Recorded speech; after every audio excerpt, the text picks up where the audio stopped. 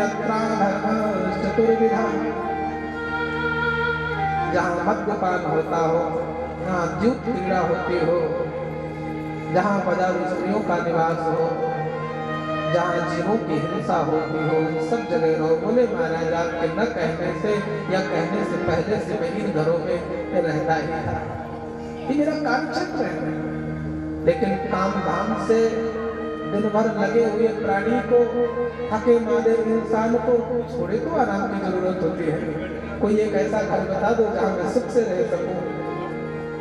तब महाराज धर्मज्ञ परीक्षित ने, सामर्थ्यवान महाराज राजा ने पुनश्च याचमानाय पुनः मांगने के कारण जात रूप मदा प्रभु अग्नि के स्वरूप आकर सोने में निवास दे। पर सोना ऐसा जो किसी की ब्याज का डूब गया, अथवा किसी की पर्स गिर जाए और उसमें कुछ ऐसी सामग्री मिल जाए, बोले हल्ला मत करो, चुपचाप दबा लो। कलयुग क्या है? कलयुग सतयुग का परिचय यही पता चलता है। किसी की वस्तु मिले, हाथ उठाए, कहे भैया किसी की वस्तु मिली है, समझो सतयुगी प्राणी है। किसी की वस्तु मिले, पड़ोसी कहे भी बहन बता दे, चुपचाप दाब के रख लो, कलयुगी प्राणी है। कलयुग का यही गुण है।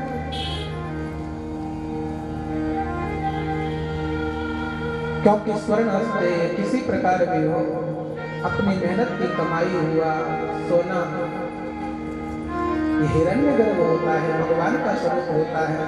लेकिन ब्याज का पड़ा कहीं अपने हाथ से उठाया वो विनाशकारी होता है। महाराज ने मुकुट धारण किया, आए नगर को एक दिन मन आया दोबारा शिकार खेलने जाने का। मुकुट धारण किए, राजाओं की अपनी कोई निजी कमाई नहीं, पता नहीं राजघराने में खजाने में किसका होगा। महाराज ने मुकुट धारण जैसे ही किया, वैसे कलयुग का निवास शीश पर हुआ। धर्मज्ञ राजा के जीवन में कलयुग के विराजमान होते ही कलह उत्पन्न हो गया। कलयुग का सबसे पहला गुण क्या है? क्लेश होना मन में। सब कुछ सुख है लेकिन फिर भी मन अशांत है, ये कलयुग का गुण है। ध्यान से सुनिएगा। महाराज बहुत अच्छे हैं लेकिन हमें विश्वास नहीं है कलयुग। किसी ने कोई गुण किसी को सुना है, बोले आपके लिए होंगे अच्छे, मैं भी मानता हूँ, अरे बात मुझे भरोसा नहीं है कलयुग। देखो अब तक राजा परीक्षित को जो साधुओं पर समर्पण विश्वास था, आज से राजा को लगता है कि ये महात्मा आखिर मुंह में बैठा है, ढोंग है, सत्य नहीं है, ये पाखंड है। जब किसी महात्मा के जीवन में, चरित्र में, जीवनी रहने में इंटरफेयर और बुद्धि में विकार और उनके प्रति आपकी इस प्रकार की भावना को समझिए कि कलयुग का हमारे बुद्धि में जन्म हो चुका है। धर्मज्ञ राजा परीक्षित के विचारों में आया कि राजा जंगल से लौट रहा भूख प्यास से पीड़ित सामयिक ऋषि को देखा, विचार किया कि ये ऋषि आंख बंद करके मुझे बैठ गए हैं, वैसे भजन तो इतना करते नहीं। अब देखो हम आखिर भजन ही करते होते पर हम राजा हैं। परीक्षित ऐसा धर्मज्ञ राजा जिसके राजा अपने आप में गुणाने लगे, ऐसे राजा जिस राजा के राज्य में स्वतंत्र होकर के महात्मा भजन करें, आज उसी के राजा के स्वागत सत्कार में आंख बंद करके बैठ जाए, ये भजन नहीं होगा। जब किसी शिष्य को अथवा किसी गृहस्थी को किसी साधु से सम्मान की याचना, सम्मान की इच्छा प्रकट हो, समझिए हृदय में कलयुग आ गया। देखना माता जी ने कहा, मैं कोई बात नहीं कहूँगा, आप लोग कोई अन्यथा मत लीजिएगा। माता जी ने एक बार महादेव को पूछा, प्रभु राक्षस किसे कहते हैं, निशाचर किसे कहते हैं? बोले माँ नहीं, मात पिता नहीं देवा। माता पिता और देवता को न माने चलेगा, कोई बात नहीं, अनाड़ी है, आज नहीं कल समझ जाएगा। लेकिन साधु सन करवावई सेवा, साधुओं से सेवा की इच्छा बन जाए तो समझ जाओ ये निशाचर ही है। माँ नहीं, मात पिता नहीं देवा, साधुन सन करवावई सेवा, जिनके यह आचरण भवानी ते निश्चर सम जानो। ये निशाचर है। निशा मतलब होता है रात्रि, चर माने होता है चलना, निशाचर का सही अर्थ सीधा सीधा है रात्रि में जो खाए पिए मौज करे, दिन भर सोए, रात में और आतंकवाद करे। दिन में सो, रात में जब सोए तो घर में किसी को जो निशाचर। लेकिन निशा अज्ञानम निशाम रात्रिम चरति यस्ता निशाचरः। अज्ञान की रात्रि में जो जगे और अज्ञान की रात्रि में सोए, जो किसी ज्ञान पर अज्ञान का थाप लगाए, किसी ज्ञान की कथा में अज्ञान का पर्दा लगाए, निशाचर वही कलयुग। महात्मा ने बुरा नहीं माना। साफ लिखा है भागवत जी ने कि एक सर्प मरा हुआ पड़ा था। महात्मा ने अपने धनुष की नोक से उस सांप को उठाया। शतु ब्रह्म ऋषेर अंशे गतां सुमुर्गम गताः असु। असु माने प्राण जिस सर्प के उरग के चले गए थे, माने मरा हुआ था, जिंदा नहीं था, गले में डाला। समाचार जब महाराज स्वामी के पुत्र श्रृंगी को लगा, वहीं जल उठा लिया। जल हाथ में लेते ही राजा का चित्त आ गया। अच्छा तो परीक्षित ने अपराध किया है। सुनो राजा, तुम्हें अपने सत्ता का बल है, तो आज देखते हैं सत्ता का बल श्रेष्ठ होता है कि तपस्या का बल श्रेष्ठ होता है। लो संभालो तपस्या का बल। तुमने हमारे पिता के गले में मरा हुआ सर्प डाला, वो भी कोई पानी वाला रहा हो, कोई कोबरा वोबरा नहीं होगा, कोई ऐसे साधारण सांप। कह भी दिया आपने हमारे पिता के गले में साधारण सांप डाला है, मरा हुआ सांप डाला है। हम तुम्हें इस सांप के बदले में सांप ही भेज रहे हैं, पर वो सांप साधारण नहीं होगा, सांप वो मरा हुआ नहीं होगा, सांप तक्षक होगा, सर्प तक्षक होगा, और वो 7 दिन में तुम्हारे जीवन को अंतिम करने के अंतिम यात्रा बनाने के लिए आएगा। श्राप दिया, भागे भागे आए, पिता को देखा, मुक्त कंठ रुरोध, मुक्त कंठ रुरोध, रोने लगे। दुख हारतो पितरों पेक्षो। पिता ने अपने पुत्र को दुख से आर्त देखा। देखते ही पिता ने कहा, बेटा तुम्हारे मुक्त कंठ रोने का कारण क्या है? बोले पिताजी आपके गले में सर्प। बोले बेटा घबराने की बात क्या, सब कोई जिंदा थोड़े मरा हुआ। बोले पिताजी भले सर्प मरा हुआ है, लेकिन ये अपमान है, अपराध है, उच्छृंखलता है, सहजता सरलता का परिणाम है। बोले बेटा घबराओ नहीं। जिस राजा ने कभी गुरु की भावना देखी है शिष्य के प्रति, कितना प्रेम है, शिष्य कभी परख ही नहीं सकता है, कभी नहीं। एक साधारण से गुरु का व्यवहार भी शिष्य नहीं परख सकता है।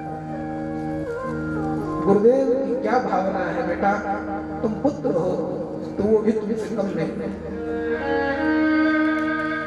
आज तक मुझे वो गुलाब की माला चढ़ाता था, कभी वो नहीं मिले गुलाब की तो गेंदा की चढ़ा देता था, कभी गेंदा गुलाब से और कोई उत्तम पुष्प मिले तो कमल की माला चढ़ाता। तो वही परीक्षा है, मैंने स्नान पहनाया। बेटा अच्छी भावना रखो, डांटा हूं ना, अच्छी भावना रखो, पोछो अपने आंसू। राजा के आज गुलाब और कमल की पुष्प का अभाव रहा होगा, उसने सत्य की माला पहनाई, बुरा क्या किया है?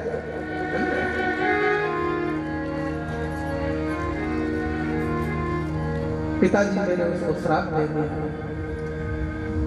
क्या श्राप दिया? बोले गले में साधारण सर्प पड़ा है, मेरे तक्षक से दंश करने का 7वें दिन मृत्यु प्राप्त होगी। राजा परीक्षित नहीं रहेगा, ऐसा मैंने श्राप दिया। महात्मा ने तुरंत कहा, ये बालक तुम संपातु मरहर्ष विपक्व बुद्धि है, तुम्हारी बुद्धि अभी महात्मा वाली नहीं है, अपक्व बुद्धि है, अज्ञान की बुद्धि है। तुमने इतने धर्मज्ञ राजा का परीक्षण नहीं किया, तुमने राजा के बारे में विचार नहीं किया। जिस राजा के धर्मज्ञ के कारण, धर्म होने के कारण, जिस राजा के राज्य में बैठ करके हम स्वतंत्र भगवान का भजन कर रहे हैं, उस राजा देवता के समान राजा को तुमने श्राप दे दिया। चलो जाओ। महाराज ने ही फटकारा। पिताजी के चरणों में क्षमा मांगी, मैं क्या करूं, बाड़ी है निकल गई। इसलिए बाड़ी का व्यवहार, बाड़ी का विसर्जन बहुत सोच विचार करके करना चाहिए। महात्मा ने कहा कि पिताजी अब ये श्राप तो वापस नहीं आएगा, मुझे क्या करना चाहिए, आप कृपा करिए। बोले इस समय शीघ्र ही शिष्यों को भेजो, राजा परीक्षित की जानकारी दो, राजा परीक्षित को समाचार दो। ये क्यों बताया, समाचार क्यों भिजवाया? इसलिए कि जिस बेटे के मन में ये था कि राजा उच्छृंखल है, उस राजा के चरित्र को मैं अपने पुत्र के मन में भर दूं कि राजा उच्छृंखल नहीं, राजा धर्मज्ञ है। देखो तुमने श्राप दिया, राजा चाहे तो तुम्हें बंदी बना दे, जाते जाते तुम्हें फांसी में लटका सकता, लेकिन देखो तुम्हारी ब्राह्मण की बुद्धि भगवान से जुड़ी हुई तुम्हारी बुद्धि में और एक राजा की बुद्धि में अंतर कितना मैं तुम्हें नहीं बताऊंगा। जब दो गौरव नाम के जो ब्राह्मण गए, राजा उठ करके चरणों में गिर पड़ा, प्रणाम किया। आओ आओ ब्राह्मणों, क्या समाचार लेकर के आए? लिखा है भागवत जी में, मयि पति कर्म करियो विचिन्तयन्नात्मकृतं सुदुर्मना, अहो मया नीच मनार्थवत्कृतं निरागसी ब्रह्मणि पूर्ण तेजसी। एक ब्राह्मण उन तेजस्वी ब्राह्मण का कुछ समाचार लाए हुए, इतना आदर किया और क्या कहा अपने को, मैं राजा होकर के गरिह कर्म, मैंने निर्मित कर्म किया, अनादर शब्द मैंने अपराध किया, साधु का अपराध किया, अब क्या समाचार लाए? ब्राह्मणों ने कहा राजन समाचार दुखद है, बताइए बताइए, आप निर्भीक होकर के बताइए। दोनों ब्राह्मणों ने कहा राजन, जिन महात्मा को आपने गले में सर्प डाला है, उनके पुत्र महाराज श्रृंगी ने आपको बदले में श्राप दिया है, तक्षक डसेगा, 7वें दिन आपकी मृत्यु होगी। राजा ने कहा हे महात्मन, हे तेजस्वी ब्राह्मण, आपको कोटि कोटि प्रणाम, आपने मुझे श्राप नहीं दिया, हे गुरुदेव आपने मुझे वरदान दिया है। जो महात्मा का अपराध करे, जो साधु का अपराध करे, जो गुरु का अपराध करे, वो एक क्षण के जीवन का अधिकारी धारण करने का नहीं है। एक क्षण भी जो राजा जी नहीं सकता, उसे आपने कृपा करके 7 दिन दे दिए। ये राजा की सत्य बुद्धि है। जो गुरुदेव के टेढ़ी मेढ़ी वाणी पर भी अपना हित समझता है, वही बचा सकता है। आपने कहा कि आज मैं एक क्षण के जीने का अधिकारी नहीं था, नीच अनार्य वक्तृता, मैंने नीच कार्य किया है, क्षुद्र कर्म किया है, अपराधी हूं मैं। समाचार आकर के बताया है। उन ब्राह्मणों के राजा का बड़ा अच्छा व्यवहार था। राजा ने परीक्षित को बुलाया है, महाराज परीक्षित ने जन्मेजय को बुलाया है, महारानी इरावती को बुलाया, संभालो अपना राजपाट, देखो अपने परिवार को, अपने पुत्र को। अब ये राजा तुम्हारा पति नहीं, ऐ बालको, अब मैं तुम्हारा पिता नहीं। अब ये भारत मेरे लिए मेरा एक राजपाट का स्थान नहीं, अब तो ये मेरी भारत माँ है, मेरी बंदनियां है, पूजनियां है। अब इसका मुझे कर्ज उतारने का समय आ गया है। अब ये राजा भगवान का होने जा रहा है। सच्चा कर्ज तो तभी उतरता है जब हम भगवान बनते हैं। संतों ने गाया है, अब तो गोविंद के गुण गाने, अब तो गोविंद के गुण गाने, अब तो गोविंद के गुण गाने, अब तो गोविंद के गुण गाने, गोविंद के गुण गाने,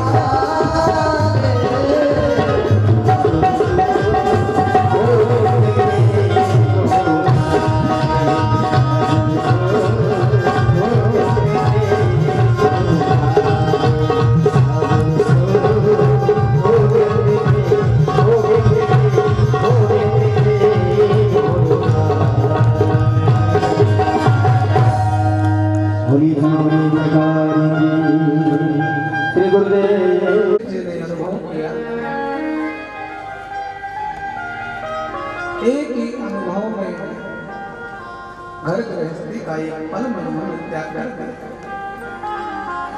अब गोविंद के गाने का समय आ गया।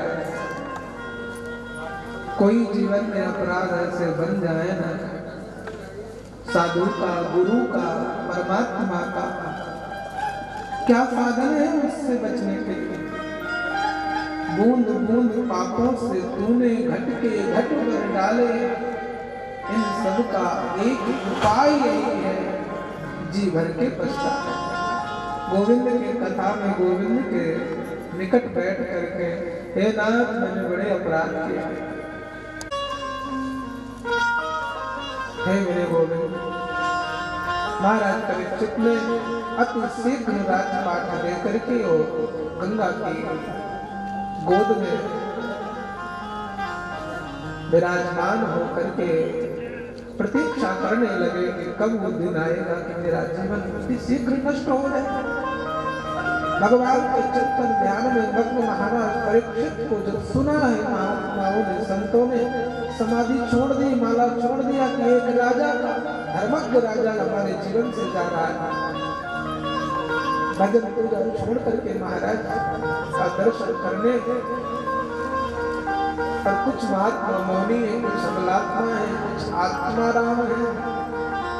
सब महात्माओं ने आकर के महाराज परीक्षित से यही कहा, महाराज आप तो बड़े ज्ञानी थे, आप तो बड़े सत्संगी थे, आपसे ऐसा बात क्यों हो गई? जब आप जानते हैं कि महात्माओं का बेटा क्रोधित वहां से क्यों गए? कोई उत्तर नहीं दे रहे। महात्माओं के प्रश्नों की झड़ी लग गई। एक बार हाथ उठा करके कहा, महात्माओं आज मुझ जैसा भाग्यशाली त्रिभुवन में 14 गुणों में कोई नहीं होगा। मेरे गुरु ने श्राप नहीं दिया, मुझे वरदान दिया है, यदि राजा परीक्षित अपने तपोबल से, बल से, बाहुबल से, धनबल से, राजबल से, सैन्य बल से चाहे करके भी आप जैसे अमलात्मा विमलात्मा साधु संतों का दर्शन करने की इच्छा ये राजा करता, तो मैं किसी के महीने, साल भर, 2 साल में मौका लगा के एक कुटिया में एक बार जाता। आज इस राजा के सामने इतने महात्मा बैठे हैं, आज अभी भी पापी है। मुझ जैसा राजर्षि ब्रह्मर्षि तपस्वी में अपने सामने किसी को नहीं मानता हूँ। इतने इतने साधुओं का मुझे दर्शन और आशीर्वाद मिलता है, मैं बड़भागी हूँ। मेरे गुरु ने मुझे अपराध नहीं, मुझे श्राप नहीं, मुझे वरदान दिया है। माता अहिल्या की वो अर्धालियां मानस की याद आती है, मुनि श्राप जो दीना अति हल्की। गए पतिलोक आनंद है, मेरे पति ने, मेरे स्वामी ने, मेरे गुरुदेव ने मुझे श्राप नहीं, वरदान दिया। साधुओं का, संतों का श्राप और उनका क्रोध भी साधारण जीवों के लिए वरदान बन ही जाता है। देखो सनक सनंदन सनातन सनत कुमार जी ने श्राप ही तो दिया, जाओ जय विजय को तुम राक्षसी योनि में चले जाओ। गए, राक्षस बने, लेकिन उद्धार के लिए रघुनंदन राघवेंद्र सरकार स्वयं स्वामी चले आए उद्धार करके। ये महात्माओं का श्राप ही अनुग्रह बन गया। निर्वाण गायक क्रोध जाकर अवश्य भक्ति बस करी, भक्ति करने पर वो कार्य नहीं बनते हैं, तो सदगुरु परमात्मा के क्रोध से सहज ही निर्वाण गायक बन जाया करते हैं। महाराज परीक्षित बैठे ही थे, उस सभा में महाराज शक्ति, पराशर, श्री वेदव्यास, बाबा, परबाबा, दादा, बड़े बड़े कई पीढ़ियों के साधु बैठे थे, कई पीढ़ियों के बैठे थे। उसी समय एकाएक एक दिव्य प्रकाश प्रकट हुआ। सबने उठ करके देखा, शायद सूर्य भगवान भी आ गए क्या परीक्षित से मिलने के लिए। लेकिन उस प्रकाश में जब सबकी दृष्टि गई और प्रकाश का प्रकाश नजदीक आया, देखा तो इस प्रकाश में तत्रावत भगवान व्यास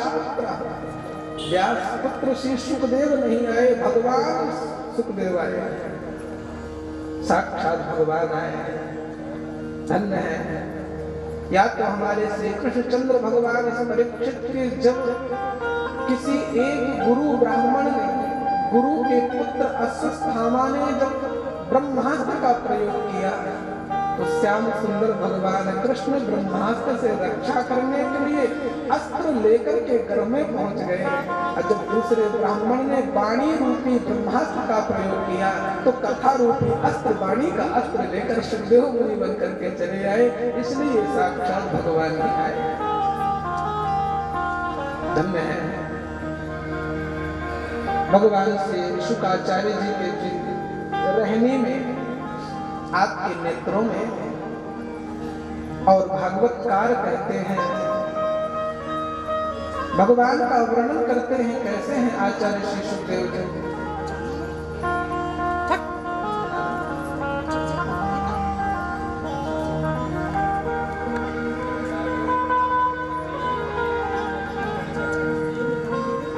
श्री नाम हरिनाम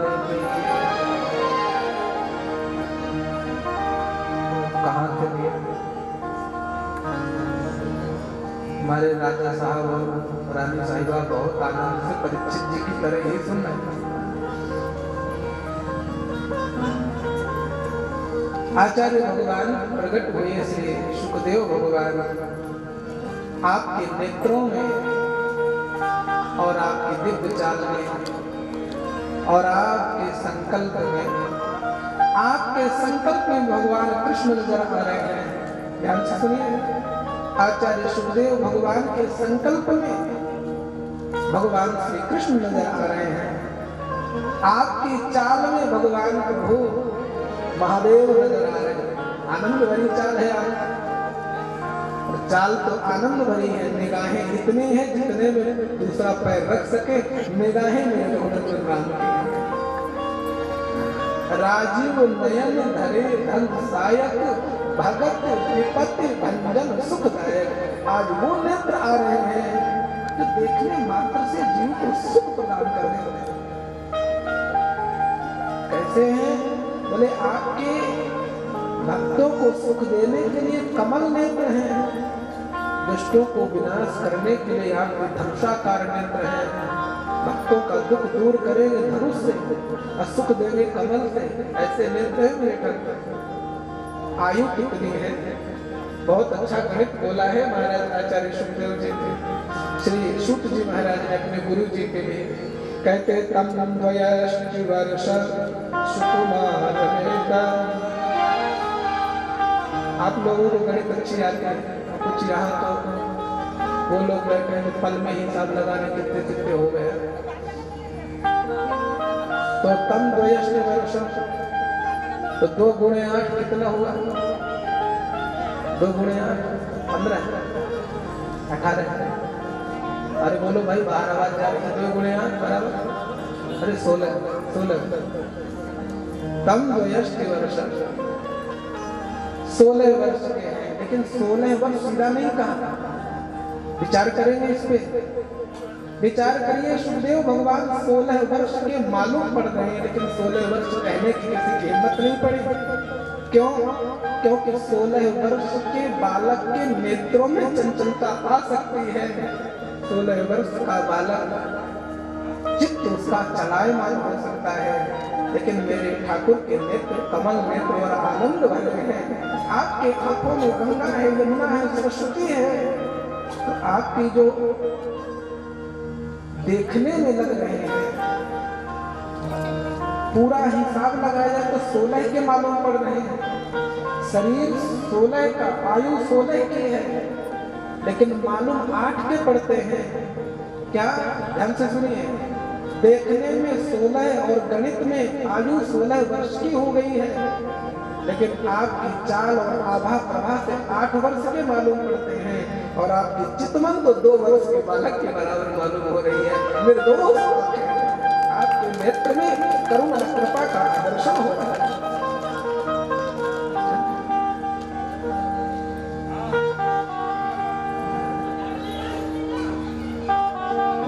भगवान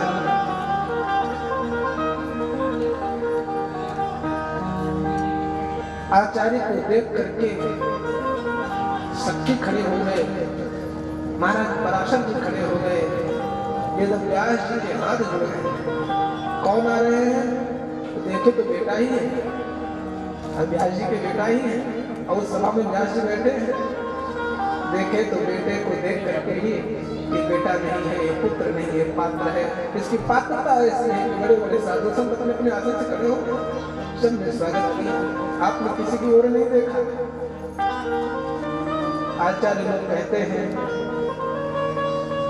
कि आप जब आ रहे थे तो लिखा है सब विष्णुरातो तिथ आगतायो तस्मै से परया सिरसा जहार।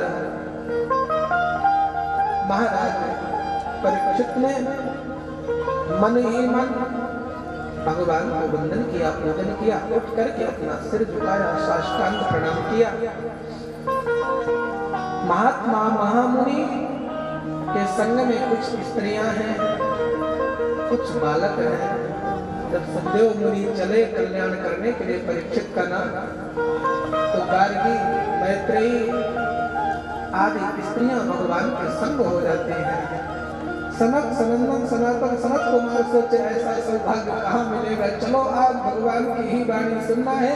तो राजा परीक्षित उस प्रायोपवेश में बैठे, अनशन में बैठे राजा का दर्शन करते हैं के माध्यम से आज परब्रह्म परमात्मा की वाणी सुनने का अवसर प्राप्त होकर जा रहा है। माँ भगवती पराम्बा जगदम्बा श्री राधा रानी संग आई हैं, अपना उत्तरीय वस्त्र बिछाया है, आचार्य सुखदेव बैठे हैं। महाराज राजा परीक्षित ने प्रश्न किया है, गुरुदेव मैं पूछना चाहता हूँ, मैं जानना चाहता हूँ, ये सारा संसार मरण धर्मा है। गीता में भगवान श्री कृष्ण कहते हैं, अर्जुन आ ब्रह्मांड भगवान लोकान पुनरावर्तिनो अर्जुन। अर्जुन इस मृत्यु लोक से ब्रह्म लोक तक सब मृत्यु लोक ही है। तो बोले महाराज फिर उसको स्वर्गलोक ब्रह्मलोक क्यों कहते हैं? बोले इसलिए स्वर्गलोक में और ब्रह्मलोक में मरने और जीने की सीमा है, मृत्यु लोक में मरने जीने की सीमा निकले, मृत्यु लोक मरते वो भी सीमा एक दिन जब खत्म हो जाएगी तो ब्रह्मा विष्णु चार्ज उठा करके लो महादेव संभालो, महादेव जी हम लोग को नारायण संभालो। भगवान प्रश्न सुनकर के महाराज प्रसन्न हो गए। राजा परीक्षित का प्रश्न बड़ा धर्मज्ञ है, बड़ा आनंद भरा है। इस प्रश्न में ही लगता है राजा का धर्म छिपा हुआ है। क्या प्रश्न है? ये सारा संसार मरण धर्म है, इस सभी संसारियों का कल्याण किस बात पर है? मरने वाले का मंगल किस बात से होगा? ये नहीं कहा कि मुझे श्राप हो गया, मैंने अपराध किया, मैं अपराधी हूँ, तब मुझे डर देगा, मुझे डर लगता है, मेरा पत्नी, मेरा पुत्र, मेरा राज खजाना छूट जाए, ऐसा कुछ भी नहीं। महाराज ने भी सोच लिया ये प्रश्न राजा का अपना निजी का नहीं है, ये प्रश्न जो है सर्व लोक का है, जगत का है। इसलिए राजन तूने जो प्रश्न किया है ये उत्तम प्रश्न है, ध्यान से सुनिए। जब कोई कार्य अपने निजी स्वार्थ के लिए होता है और स्वार्थ भी स्वार्थ ना हो संसार के अर्थ वाला, संसार के अर्थ में और स्वार्थ में अंतर है। संसार की कामनाओं की पूर्ति का संसार अर्थ होता है, अश्व माने आत्मा के कल्याण के लिए किया गया भी स्वार्थ होता है, और स्वार्थ अच्छा है, संसार अर्थ अच्छा नहीं। राजा परीक्षित ने स्वार्थ जनक और परमार्थ जनक प्रश्न किया है। आत्म कल्याण भी हो और जगत के सहज जीवों का भी कल्याण हो। मैं तो आपकी शरण में आ ही गया हूँ, जो शरण में बैठे हुए भी शरण में नहीं है, इनका भी कल्याण कैसे होगा? मुझे बस कथा में बैठे रहो, कल्याण आपका भी होगा। कृष्ण राजन तेरा प्रश्न बहुत श्रेष्ठ है। आइए एक बार गोविंद को प्रणाम करते हुए, ठाकुर को गुनगुनाते हुए, ऐसा कृपालु दयालु समझ में आए, सुन पाए, जिन्हें नहीं सुनाई देता है वो भी गोविंद की कथा में आ जाए ना, तो बिहारी जी का भी उद्धार कर देते हैं। एक बार श्री बाके बिहारी जी के बाहर श्री सूरदास जी बैठे भगवान को भजन कर रहे थे। गोसाइयों ने कहा बाबा दुनिया तो इन्हें देखती है, माला पूजा करती है, माला चढ़ाती है, जय जयकार करती है, बिहारी सुंदर लगते हैं और अन्नदाता, आपको तो कुछ दिखाई देता नहीं, आप क्या देख करके कैसे इनके गुणगान गाते हैं, कैसे आपको आनंद आता है? बोले दुनिया की आंखों में ताकत है जो इसे देख रहे हैं, मेरी आंखों में नहीं, मेरा बाकी बिहारी तो अपनी आंखों से मुझे देख रहा, मुझे की बात है। तो जिन्हें नहीं सुनाई देता है, जिन्हें नहीं समझ आता है, वो भी अटके पड़े रहे, बैठे रहे। बिहारी का संकल्प है कि उनका मंगल पहले करूंगा, जो कुछ नहीं जानते, बड़े सहज हैं, सरल हैं, जो जानकार हैं वो सहन कर लेंगे, जो जानकार हैं, ज्ञानी हैं, उनको तो साथ में फिर मुक्त करूंगा, लेकिन जो अज्ञानी है, वो ज्ञान से नहीं जुड़ा हुआ है, जिसे सोचना समझना नहीं आता है, उसको पहले दिन ही मंगल कर दूंगा, जिससे वो 7 दिन तो आता है। ऐसा ख्याल हो। आइए एक बार गोविंद को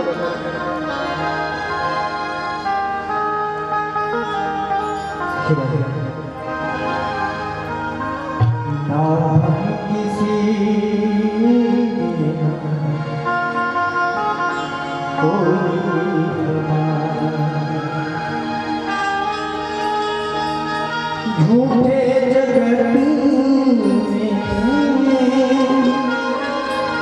झूठे जगत से किया क्या किनारा, ना हम किसी को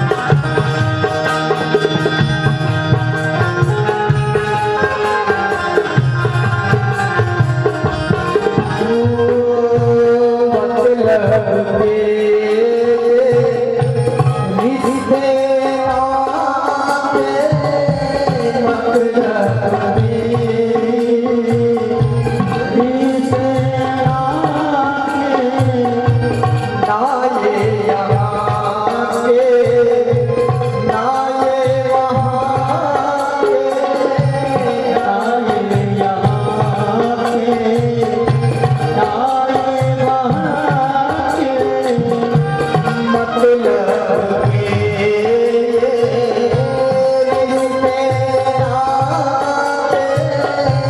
मतलब के रिश्ते नाते, ना ये यहाँ के ना ये वहाँ के, ना ये यहाँ के ना ये वहाँ के, ढूंढ लिया अब तो, ढूंढ लिया अब तेरा दोबारा।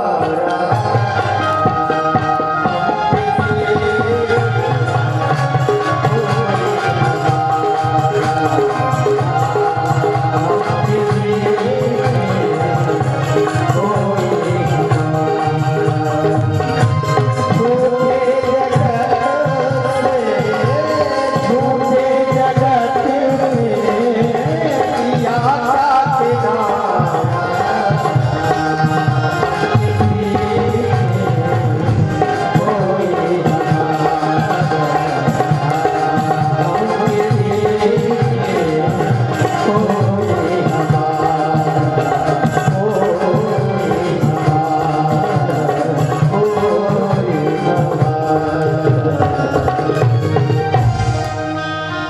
श्री सुखदेव भगवान की। भगवान श्री सुखदेव जी महाराज आसन ग्रहण किए। परीक्षित का प्रश्न हुआ, मरण धर्म जीव को क्या करना चाहिए? आचार्य कहते हैं, राजन तुम्हारा प्रश्न बहुत उत्तम है। यह प्रश्न सर्वलोक का कल्याण करने वाला है। लोक हितम नृप, हे राजन तुमने लोक हित के लिए प्रश्न किया है। आत्मविद सम्मतः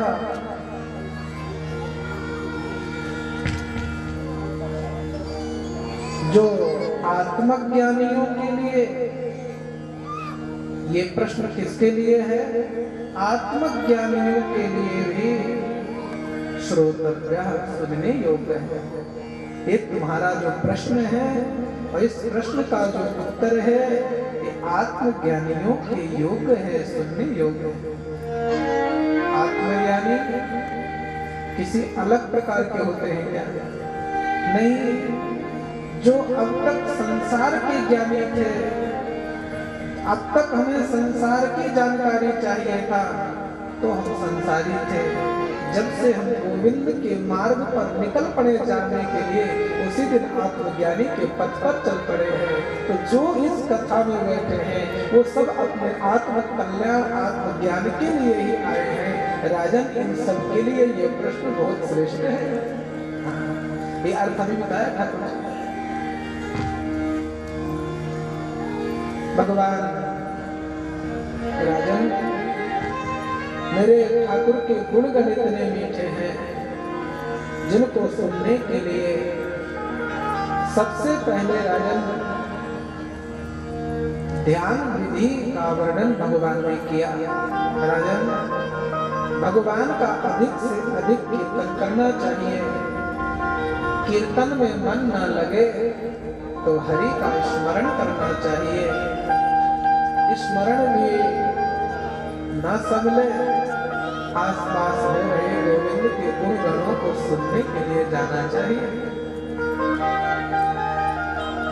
महाराज परीक्षित ने प्रश्न कर दिया, गुरुदेव पता है आपको, जिस विधि का वर्णन परमात्मा की प्राप्ति का, आत्म कल्याण की जो विधि आप बता रहे हैं ना, ये विधि बहुत लंबे समय के लिए है। भगवान का कीर्तन करना, भगवान की कथा सुनना, भगवान से मन को लगाना, ये लंबे समय का कार्य है और मुझे साथ ही दिल में विश्राम हो जाना है। मेरे पास समय बहुत कम है। गुरुदेव भगवान प्रसन्न हो गए। राजन सुना है तुमने महाराज सूर्यवंश में एक राजा हुए। कई बार लोगों का प्रश्न होता है कि महाराज कब तक भजन करें, कैसे पता चले कि हमारा कल्याण हो गया। जब आपके हृदय से, मन से, बुद्धि से ये विचार आने लगे हम ठाकुर के हैं, सब मेरे गोविंद संभालेंगे, समझ जाओ उसी दिन आपका कल्याण हो गया। राजा महाराज खटवांग बड़े धर्मज्ञ, वीर, पराक्रमी थे, सत्यसंध थे। देवताओं का युद्ध दैत्यों से जब हुआ देवासुर संग्राम में, आपने महाराज खटवांग जी से आपने सहारा चाहा। युद्ध के लिए आपने उन्हें पुकारा, आप हमारी मदद करें। महाराज खटवांग ने, राजर्षि खटवांग ने देवताओं को, दैत्यों को हराकर देवताओं को विजय श्री दिलाई। देवताओं से बोले भैया अब तुम्हारा काम हो गया, अब तो हम जा सकते हैं। हाँ हाँ महाराज आपने बड़ा परोपकार किया है, धन्यवाद, मौका लगे कभी हम भी आपकी सेवा करें। जैसे चलने लगे वैसे देवताओं ने कहा हम आपसे प्रसन्न हैं, आप कुछ मांगे तो हम देने को तैयार है। बोले अभी हम आपकी मदद की, आपको विजय मिले, हम आपसे क्या मांगे? नहीं नहीं, आप जो कुछ चाहें तो कुछ हम लोगों के हाथ में भी है, हम आपको दे सकते हो। यदि आप दे सकते हो तो आपके हाथ में यही है कि हमारा रजिस्टर वही खाता तुम्हारे स्वामी के हाथ में है। यदि तुम कुछ हमारी मदद करना चाहते हो तो पितामह ब्रह्मा से हमारे रजिस्टर को खुलवा करके ये बता दो हमारी आयु का समय कितना शेष रह गया। महाराज ने देखा कि राजन मुहूर्तात् सर्वमुत्सृज्य, आपके पास केवल 2 मुहूर्त का समय रह गया है, 48 मिनट का समय आपके जीवन में शेष रह गया है।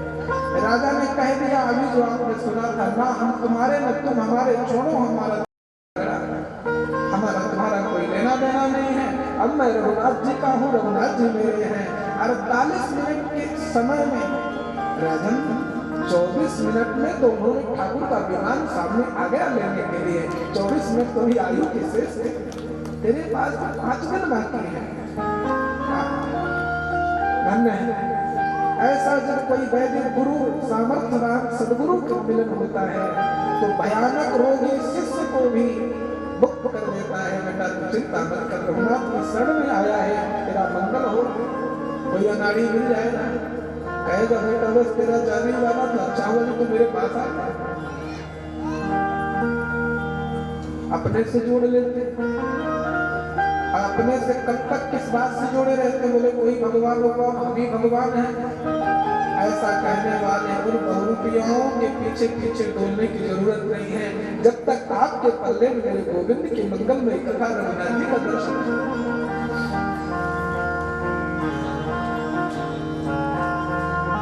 महाराज परीक्षित जी को सदगुरु भगवान ने आसन लगाने का मुक्त हो गए। महाराज आसन की विधि बताई, कैसे बैठना चाहिए, किस प्रकार से भगवान के सूक्ष्म और स्थूल स्वरूप का दर्शन करना चाहिए, कराना चाहिए। ठाकुर का स्थूल स्वरूप क्या है? बोले जो हर जीव में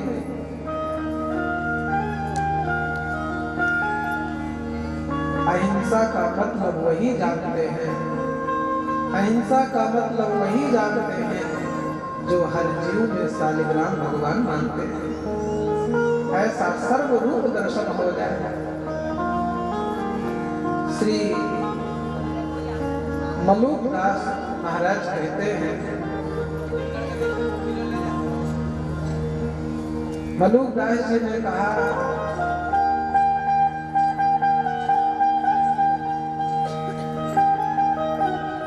कि बोलने वाले भगवान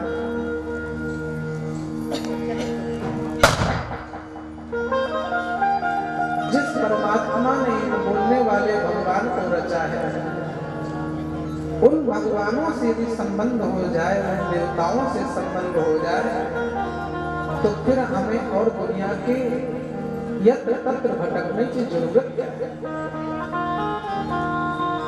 भगवान कहते हैं कि स्थूल सूक्ष्म का वर्णन जो कुछ आंखों में दिखाई देता है स्थूल स्वरूप है, और जो परमात्मा हमारे अंदर ही बैठा हुआ हमें ही नहीं समझ में आता, वो सूक्ष्म स्वरूप। कई बार ऐसी ऐसी गाड़ियां होती हैं, गाड़ी में 5-6 लोग बैठे हैं, बाहर वालों को सब देख रहे हैं कौन कहाँ जा रहा है, लेकिन बाहर वाले गाड़ी के अंदर वालों को नहीं देख पा रहे। ट्रेन के इसी कोच में देखो, अंदर बैठे वो सब पढ़ रहे कौन सा स्टेशन आया कौन सा गया, लेकिन बाहर वाले नहीं देख पा रहे डब्बा खाली है कि भरा। लेकिन जो अंदर बैठा वो परमात्मा सारे जगत को गिनती कर रहा है, वो है, लेकिन ये सब लोग मिलके अपने में भी स्वयं में अपने आप को नहीं देख पाए कि इसको देखने की ताकत मिल पाती है। ये सूक्ष्म स्वरूप है। भगवान के स्थूल सूक्ष्म स्वरूपों का कामनाओं के अनुसार देवताओं का वर्णन किया। जिसकी सब प्रकार की कामना हो वो भी आपका भजन करे, जिसकी कोई कामना ना हो वो भी गोविंद की शरण में जाए। एक ही शरण है और संतों ने इसका बड़े अच्छे से वर्णन किया है। आप लोग भी कहा करते एक ही साधे सब सधे, और संतों ने कहा राम नाम एक अंक है, सब साधन है शून्य। यदि एक अंक हो तो शून्य की महिमा बहुत बढ़ जाती है। एक अंक है, फिर एक बिंदी लगाओ, मन प्रसन्न होता चला जाएगा। एक अंक हो, बिंदी लगाते चले जाओ, तो अंक प्रसन्नता बढ़ती चली जाएगी। शायद अंक 0 खूब बढ़ गए हो, धीरे से अंक खिसका दो तो चेहरा उतर जाएगा, क्योंकि सब साधन है शून्य। शून्य गए तो बल है, अंक गए सब शून्य। यदि जीवन से मेरे रघुनंदन राम का प्रेम नहीं रहा, साधन बहुत रहे तो सारे साधन शून्य हैं। शून्य जाए तो जाए, मेरे रघुनंदन राम की कथा रूपी अंक नहीं जाए। ये अंक पल्ले नहीं पड़ा तो साधन चाहे हवन का हो, चाहे उल्टा खड़े होकर के समाधि का हो, चाहे वो नेत्र बंद करने वाले जीरो इत्यादि में सर्च करने वाले को, सब कुछ व्यर्थ है। सब साधन कर बड़ फल हो राम पद सहज सनेह। सभी साधनों का सबसे बड़ा श्रेष्ठ फल है रघुनंदन राम के चरणों में जीव का प्रेम हो जाता है। भगवान ने द्वितीय स्कंध में भगवान के लीला अवतारों का वर्णन करते महाराज राजा परीक्षित के विविध प्रश्नों को आपने किया है, सृष्टि विषयक प्रश्न किया है। महाराज श्री सुखदेव मुनि ने देखा कि राजा का भय मिट गया, क्योंकि प्रकृति के बारे में प्रश्न करना ये किसी भय वाले व्यक्ति का लक्षण नहीं है। राजा भयमुक्त हो गया तो महात्मा श्री आचार्य सुखदेव ने भी समय पाकर के अपने भगवान श्री श्रीमन नारायण का मंगलाचरण किया है, मंगल वचन बोले हैं। क्योंकि आते ही आप राजा को मंगल करने के लिए कथा सुनाने में लग गए।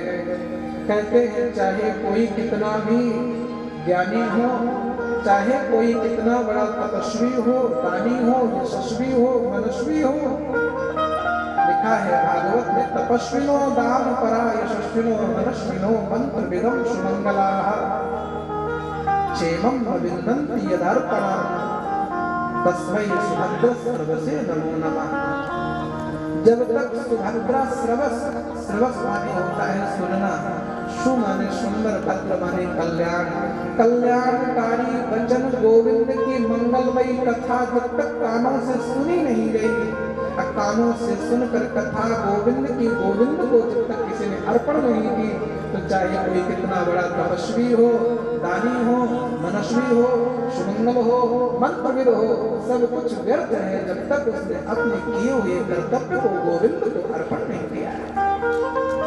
बड़े सुंदर आपने भगवान का दिव्य वर्णन किया है। इसी के साथ द्वितीय स्कंध में सृष्टि का विस्तार करते, 24 अवतारों का वर्णन करते, विविध प्रकार के प्रश्नों का उत्तर देते महात्मा ने द्वितीय स्कंध को विराम देकर तृतीय में महात्मा ने प्रश्न किया है। शौनकाद ऋषियों ने हमने सुना हिदाहनो भगवान संतो चर्चा भागवतों तमा। भागवतों में सर्वश्रेष्ठ भागवत, छत्ता माने होता है निष्पाप, वैसे छत्ता नाम विदुर का है। निष्पाप महाराज विदुर जी ने, जो भगवान के परम प्रेमी भागवत हैं, हमने सुना है अपने घर गृहस्थी परिवार को छोड़ करके जंगल की यात्रा की एक कारण क्या है राजन? इसमें कारण ये कि है कि जब दुर्योधन दुष्ट, दुर्योधन का अर्थ समझिएगा, दुर्योधन दो माने दुष्ट, यो माने जो धन, दुष्टता से जो धन कमा करके लालन पालन की इच्छा रखे वही दुर्योधन। उसके पिता का नाम, जिसके दुष्टता से धन कमाता है तो सबसे पहले सद्बुद्धि होगी तो दुष्टता आएगी नहीं, दुर्बुद्धि होगी तो दुष्टता का जन्म होगा। इसलिए दुर्योधन का आध्यात्मिक नाम दुर्बुद्धि है। दुर्बुद्धि दुर्योधन, दुर्बुद्धि ही दुर्योधन है। लेकिन मेरे ठाकुर ने कभी दुर्योधन को दुर्योधन नहीं सदा सुयोधन कहकर पुकारा। यही मेरे ठाकुर की ठकुराई, छोटे को छोटेपन का अनुभव नहीं होने दिया। दुर्बुद्धि दुर्योधन पिता के ऊपर भी शासन करना शुरू कर दिया। पिता कौन? बोले धृतराष्ट्र। धृतराष्ट्र वो जीव है जो दुर्बुद्धि और दुर्शासन के मध्य में रहता है। दुर्शासन जैसे नाम उसका दुशासन, दुष्टता का शासन, दुष्टता का व्यवहार, दुर्बुद्धि वाला विचार के बीच में जो जीवन बिताए वही धृतराष्ट्र है। अपनी तो कहीं कहीं आसपास पड़ोसियों का भी सहयोग ढंग से नहीं लेता और कहता है हम नहीं होते तो तुम क्या कर लेते।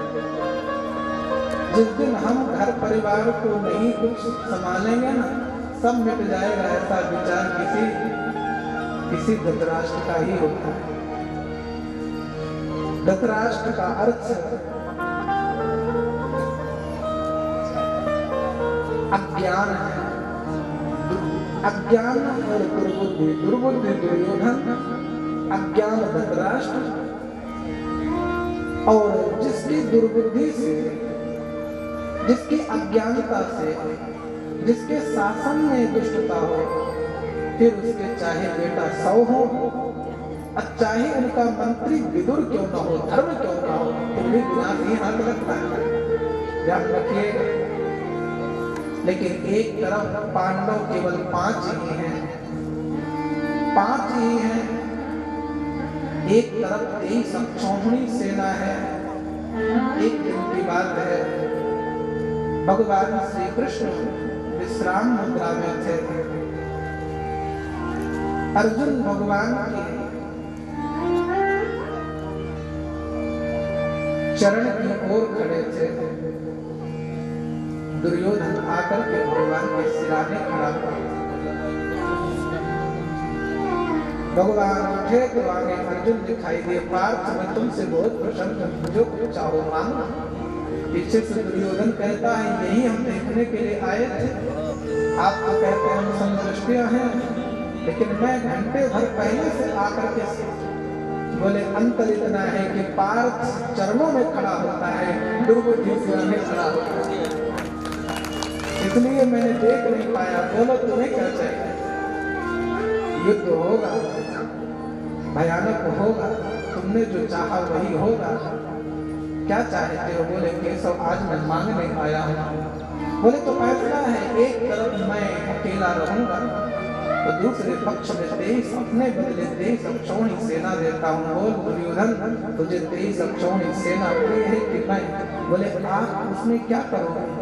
बोले मैं ना हाथ में अस्त्र गहूंगा, ना मैं युद्ध करूंगा, मेरा कोई लेना देना, मैं केवल खड़ा रहूंगा। बोले तो हमें तुम्हें भंडारे के लिए थोड़ी बुलाना है, हमें तो युद्ध के लिए योद्धा चाहिए। तो बोले ठीक है तुम 23 अक्षौहिणी सेना ले लो। जो मेरे गोविंद को संसार के 23 अक्षौहिणी सेना को धन संपत्ति को किनारे करके जो गोविंद के पक्ष में रहता है उसको विजयश्री हाथ लगती है, वही मेरे गोविंद का पार्थ होता है। कौरवों के हाथ विजयश्री लगने वाले मालिक ने इन दुष्टों ने धर्म को रखा। और ये ध्यान दें, कौरव 100 है, पांडव 5 हैं, पांडव संतान किसकी है? पुण्य ही पांडु की संतान है। पांडु कौन है? बोले जीव को कथा सुन करके जो पुण्य मिलता है, इस पुण्य का नाम ही पांडु है। कथा, पूजा, अनुष्ठान, ठाकुर का दर्शन, संत सद्गुरुओं की वाणी का सुनना ही ये कोई शरीरधारी व्यक्ति का नाम पांडु नहीं है, ये पुण्य ही पांडु है। जब जीवन में पुण्य आता है तो व्यक्ति कहता है ये धर्म है, ये अधर्म है। धर्म पर चलने में बल मिलता है, अधर्म पर चलने में घबराहट होती है। पुण्य रूपी प्रवृत्ति के 5 पुत्र होते हैं। धर्म होता है पहला बेटा जिसका नाम धर्मराज युधिष्ठिर होता है। युधि माने होता है पृथ्वी और युधि माने पर्वत भी होते हैं। जो पर्वत के समान अडिग रहे अथवा पृथ्वी की तरह जो क्षमावान रहे, धर्म में उसी का नाम युधिष्ठिर होता है। अथवा युद्धे स्थिरा युधिष्ठिरा, जो बड़े बड़े काम, क्रोध, मोह, मद, मात्सर्य आदि विकारों के युद्ध में भी स्थिर रहता है, घबराता नहीं है। आया है जीवन में दुख है तो कन्हैया मेरी रक्षा करेंगे। बड़ा आश्चर्य है। एक दिन की बात है, इस दुर्योधन ने जाकर पितामह भीष्म को उकसाया कि तुम्हारे रहते हुए भी हमारी ये दुर्दशा। पितामह भीष्म गुस्से में आकर के अपने 5 बाण निकाल लिए। कल का सूर्योदय जब होगा, जब पांडवों का विनाश हो जाएगा। मेरे श्याम सुंदर को जब पता लगा तो दासी बन गए। द्रौपदी को दुर्योधन की पत्नी भानुमती बना करके दिया। बाबा से आशीर्वाद दिलाया। प्रातः काल की बेला 4 बजे द्रौपदी तो पितामह ने कहा था दुर्योधन ने वरदान तेरी पत्नी को सौभाग्यवती का दूंगा। शर्त है प्रातः ब्रह्म मुहूर्त में तेरी पत्नी आ जाए, आशीर्वाद लगना। कन्हैया ने कहा द्रौपदी कल तुम्हें चलना है, पता किसी को नहीं, केवल दुर्योधन को पता है, बाबा भीम को किसी को पता है। आज मेरे ठाकुर को अर्जुन को नींद आ गई, भीम के खराटे बजने लगे। महाराज धर्मराज युधिष्ठिर भी दुपट्टा तान के सो गए। कन्हैया ने कहा धर्मराज जी सो गए हो? बोले प्रभु रात्रि है सोने के लिए, आपको क्या चिंता है, क्यों दुखी हो, आपको नींद नहीं आती? बोले मुझे बहुत चिंता हो रही है, कल का युद्ध कैसा होगा? बोले तो जब चिंता जिसकी रघुनंदन राम करे, श्याम सुंदर करे, तो हम काम दुपट्टा सोए क्यों नहीं? आप भी चिंता करो, हम भी चिंता करें तो फिर व्यर्थ ही होगा। करो चिंता आप, जिसकी चिंता मुरली मनोहर करे तो हम ताल दुपट्टा सोएंगे। प्रातः काल भानुमती आशीर्वाद दिला करके लाए। ऐसे ऐसे मेरे ठाकुर ने। आश्चर्य की बात यही है कि पुण्य रूपी प्रवृत्ति, जहाँ पुण्य होता है वहाँ धर्म होता है, जहाँ धर्म होता है धर्म का जन्म भाव से होता है। भाव टिका किसके साथ होता है? भाव टिकता सत्संग के संग में। ध्यान से सुनिए, भाव मजबूत कब होगा? कोई कहे बहुत अच्छे भाविक है, लेकिन भाव कितना है? बोले यहाँ से वृंदावन गए, दर्शन किया, गुरुजी कंठी दिलवाए दो, माला की भी इच्छा है, माला दिलवा दो। घर आए न जोड़ी का पता न कंठी का पता। क्यों नहीं पता? बोले किसी ने कह दिया अरे अभी कौन सी उम्र है तुम्हारी जो कंठी पहने? उसने एकाध लोगों ने टोका तो तीसरे दिन खोल के लटकी लटकी किनारे। भाव उतर गया। भाव को संभालने की आवश्यकता, भाव को संभाल करके रखने के लिए हमें सत्संग रूपी हमें सहदेव की आवश्यकता। सहदेव सत्संग है। इस कंठी के पहनने में, कथा के सुनने में नियम का पालन करना ही नकुल है। कथा के नियमों का पालन करना नकुल है। सत्संग में मन को जमा के रखना ये सहदेव है। भाव को बलिष्ठ रखना, भाव को पुष्ट रखना भीम है। तो इसमें विकारों से युद्ध करना। मुझे जब तक गोविंद की मंगल में कथा नहीं हो जाएगी तो अपने में संयम रखना है, मुझे शरणागत बन के रहना है, मुझे ठाकुर का होके रहना है। ये उस अनुराग रूपी अर्जुन की बात है। हृदय में अनुराग को जमा करना अर्जुन की बात है। जब ये अनुराग होगा, भाव होगा, सत्संग होगा, नियम होगा, तब धर्मराज युधिष्ठिर रहेगा। यत्र धर्मो तत्र श्री कृष्ण पार्थ। जहाँ पार्थ होगा, जहाँ धर्म होगा, तत्र श्री विजयो भूति ध्रुवा नीति मतिर मनो। ऐसा भगवान कृष्ण जहाँ श्री कृष्ण को आगे रखा जाता है, जहाँ जिस वंश में, जिस कुल में, जिस परिवार में धर्म को आगे रख के काम किया जाता है, वहाँ भगवान श्री कृष्ण की स्थापना हुआ करती है।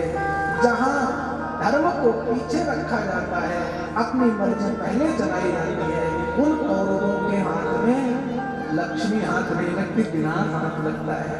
इसलिए कौरव कौन जो कहे अरे धर्म को छोड़ो, हम जो कहें वो धर्म हो जाएगा, वो कौरव जो कहे नहीं शास्त्र जैसा कहेंगे, गुरुजन जैसा कहेंगे, हम कष्ट सह लेंगे, लेकिन जैसा वर्णन करेंगे हम वैसे चलेंगे, वही अनुराग है, वही अर्जुन है, वही भीम है, वही धर्मराज है, उन्हीं का चरित्र मंडल में कौरवों का विनाश हुआ, पांडवों को विजय श्री ठाकुर ने दिलाई है।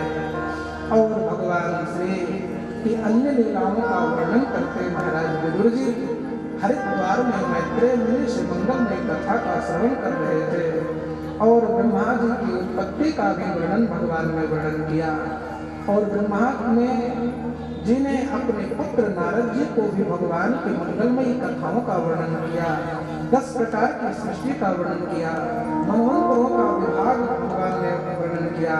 और भगवान श्री ब्रह्मा जी की नासिका से एक अणु का जन्म हुआ। ब्रह्मा जी विचारों में बैठे थे कि मेरा जन्म भी हो गया, मुझे भगवान कमल से जन्म होने के कारण मेरी सृष्टि जो है वो पद्मकल्प की है, अब मुझे ब्रह्मकल्प तक ले जाना है। माने अब ये सृष्टि ब्रह्मा के द्वारा होगी। सृष्टि करने के लिए आपने ब्रह्मा जी ने 6 प्रकार के दोषों का सर्जन किया। ब्रह्मा जी को दुख लगा, शरीर का त्याग किया, आपने सनक सनंदन को जन्म दिया। शनकादियों से सृष्टि की बात कही, शनकादियों ने कहा सृष्टि करने नहीं तब करने आए हैं। ब्रह्मा को क्रोध हुआ, ब्रह्मा की क्रोध ही शिव का स्वरूप बन गया। शिव जी को 12 स्थान दिए गए, 12 पत्नियां दी गई। शिव जी ने अपने जैसे ही पुत्रों की सृष्टि की, पुत्रों ने दिशाओं का भक्षण किया, दिशाओं ने ब्रह्मा की प्रार्थना की। ब्रह्मा जी ने कहा बेटा हम समझ गए, तुम सृष्टि के सहयोग और पालन और उसके सृजन के देवता नहीं, तुम सृष्टि के संहार के देवता हो। शिव जी को संहार का काम दे दिया कि अब सृष्टि का संहार आपके हाथ में, अपनी प्रजा को बंद करो, आगे आगे संहार बढ़नी नहीं चाहिए। भगवान शिव ने स्वीकार किया है और ब्रह्मा जी ने अपने मन से मरीचि को जन्म दिया और ब्रह्मा जी ने अपने गोद से नारद जी को जन्म दिया। अपने अंगूठे से चरण के दाहिने चरण के अंगूठे से दक्ष को जन्म दिया है। प्राण से वशिष्ठ को जन्म दिया। संजातो प्रभु त्वचि माने त्वचा से उन्होंने प्रभु को जन्म दिया है। करात क्रतु अपने करतली से क्रतु नाम के महात्मा को जन्म दिया है। क्योंकि ब्रह्मा ने सोचा पहले हमने अपने शरीर से ये उत्पन्न किए तो दोष पैदा हो गए, अब हम अपने अंग अंग से देवताओं को प्रकट करेंगे। ऐसे ब्रह्मा की दिव्य सृष्टि प्रकट हुई और इसके बाद ब्रह्मा जी ने अपने दाहिने अंग से पुरुष को, बाएं अंग से स्त्री को जन्म दिया। जो पुरुष हैं उनका ब्रह्मा ने मन नाम दिया है, मनु नाम दिया है। जो स्त्री है उसका नाम ब्रह्मा जी ने शत्रुपा दिया है। ब्रह्मा जी ने मनु शत्रुपा को देखकर प्रसन्न हो गए, बेटा तुम्हारी ये आज्ञा है सृष्टि करो। महाराज मनु ने कहा, पिताजी, पितामह, सृष्टि कभी जल में, मानवीय सृष्टि जल में नहीं होगी जब तक कि भूमि का उद्धारण नहीं होगा। ब्रह्मा जी को मन में चिंता व्यग्र हो गई, पृथ्वी रसातल हो गई हुई है, पृथ्वी का उद्धारण होगा। और नासिका से एक अणु का जन्म हुआ, अणु देखते देखते परमाणु में बदल गया और उस अणु दिव्य हाथी के स्वरूप को धारण कर लिया। 12 हाथों को निर्गात अंगुष्ठ परिमाणिका, अंगूठे के बराबर जन्मा, 12 के आकृति वाला पर्वताकार हो गया। ब्रह्मा जी ने सोचा इतना शीघ्र अंगूठा पर्वत हो जाए, अंगूठे के जैसा जीव पर्वताकार हो जाए, ये बढ़ना और घटना, इतना विस्तार होना, ये तो मेरे नारायण का गुण है। ब्रह्मा अपनी गद्दी छोड़ करके अपने ही अंग से जन्मे बालक को साष्टांग प्रणाम किए। समझ गया मैं, आप 12 नहीं, आप श्वेत 12 साक्षात भगवान नारायण है। बोलिए श्री नारायण भगवान की। अब कल की कथा में पृथ्वी का उद्धार टाइम तो हो गया, हो गया।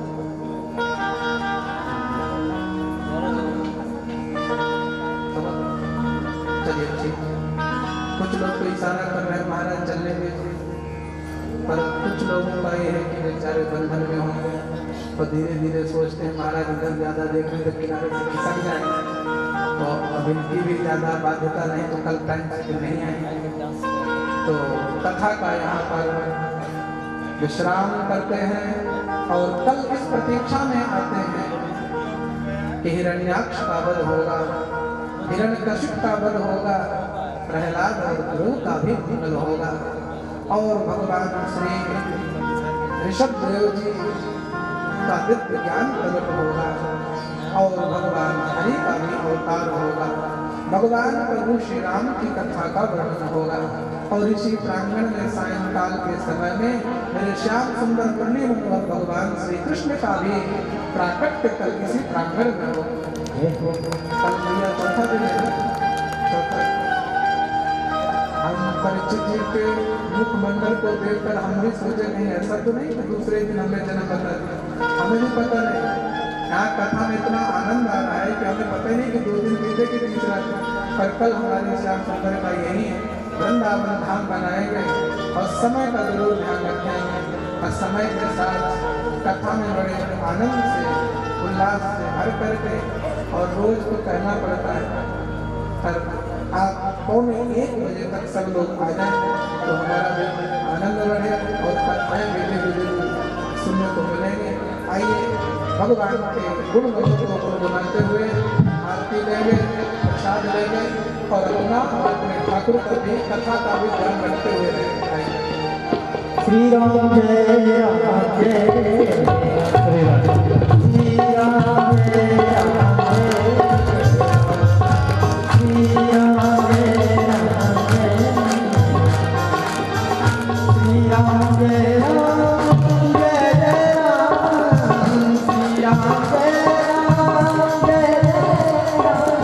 श्री राम जय राम जय जय राम श्री राम जय राम जय जय राम श्री राम जय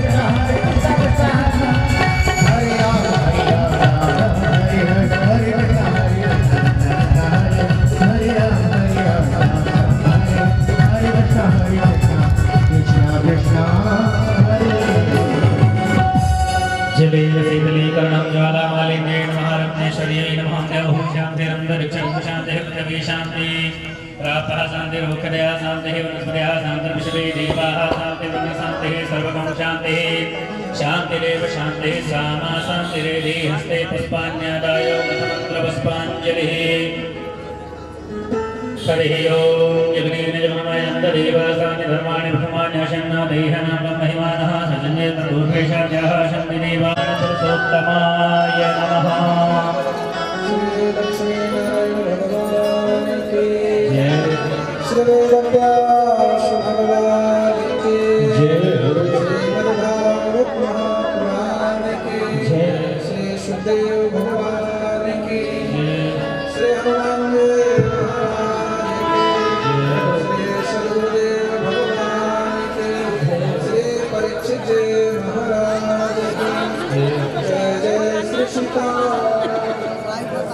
जय जय श्री नमः पार्वती पतये हर हर हर हर महादेव। जयकारा लगाया करो थोड़ा। हम लगवाएंगे जल्दी।